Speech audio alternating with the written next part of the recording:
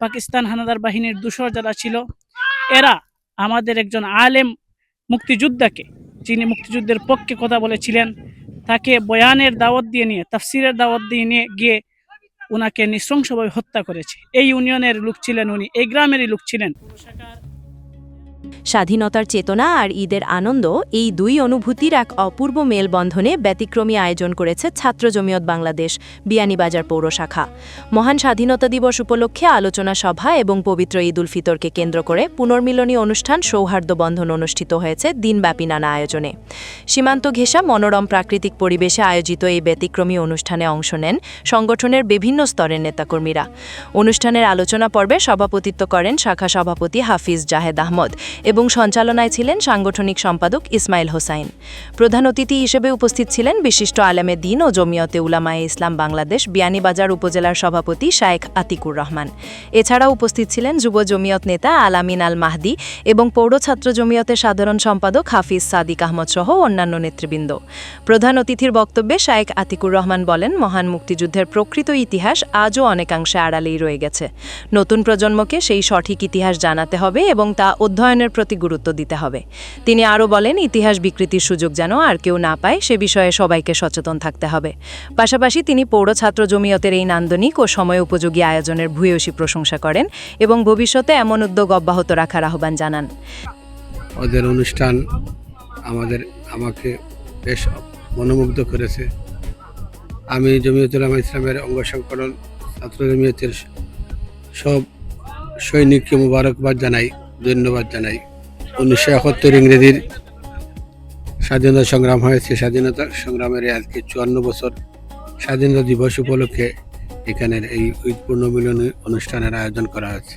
দিনব্যাপী অনুষ্ঠানে আলোচনা ছাড়াও ছিল খেলাধুলা, আড্ডালাপ এবং ঘরোয়া খাবারের আয়োজন, যা পুরো আয়োজনকে করে তোলে প্রাণবন্ত ও উপভোগ্য।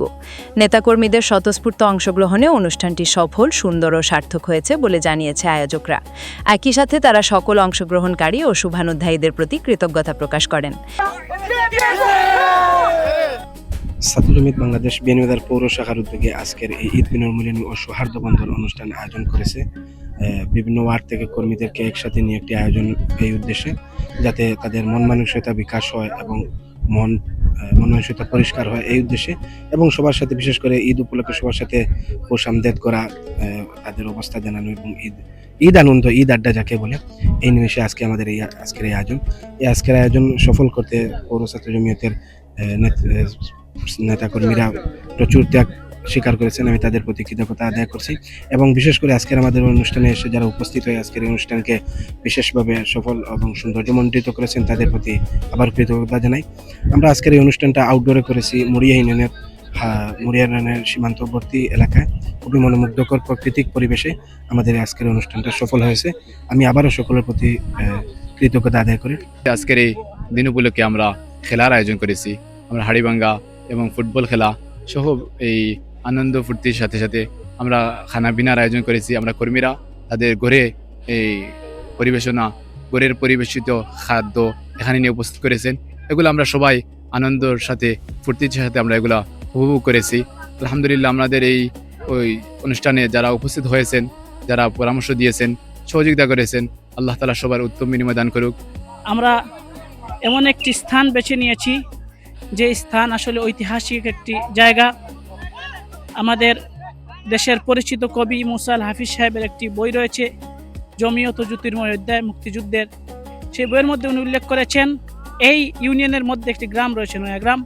এই গ্রামেই পাকিস্তান হানাদার বাহিনীর দূষর যারা ছিল, এরা আমাদের একজন আলেম মুক্তিযোদ্ধাকে, যিনি মুক্তিযুদ্ধের পক্ষে কথা বলেছিলেন, তাকে বয়ানের দাওয়াত দিয়ে নিয়ে, তাফসিরের দাওয়াত দিয়ে নিয়ে গিয়ে উনাকে নৃশংসভাবে হত্যা করেছে। এই ইউনিয়নের লোক ছিলেন উনি, এই গ্রামেরই লোক ছিলেন।